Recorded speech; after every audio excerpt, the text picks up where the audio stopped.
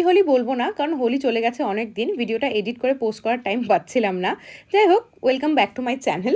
আমরা সবাই মিলে গিয়েছিলাম বসন্ত উৎসবে, এটা হচ্ছে হোলির আগের দিন, থার্সডে।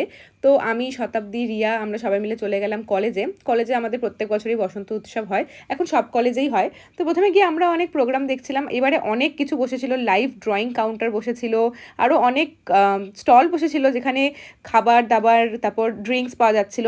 ওইগুলো আমরা দেখে তো বেশ ভালো লাগছিল যে কলেজটা বেশ ভালো উন্নত হয়েছে।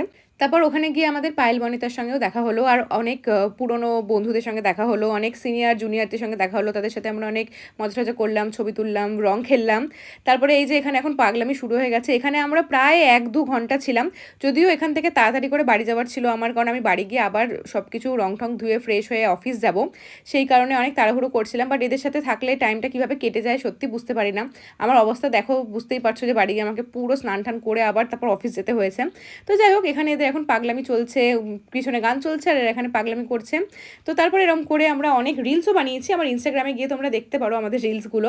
তো এইসব করে অনেক মজা সজা করে কিছু খাওয়া দাওয়া করলাম, করে অনেক গল্পগুজব করলাম, করে তারপর এখান থেকে আমরা বাইরে গেলাম, গিয়ে আবার খাওয়া দাওয়া শুরু করলাম। প্রথমে আমরা খেলাম ফুচকা, তারপরে আমরা খেলাম কোলা, বরফের কোলা। আমার অবস্থা দেখো জাস্ট, আমার বাড়ি গিয়ে পুরো শ্যাম্পু ট্যাম্পু করে তারপর আবার অফিস যেতে হয়েছিল। সবারই একই অবস্থা, সবাই পুরো ভূত হয়ে গেছে।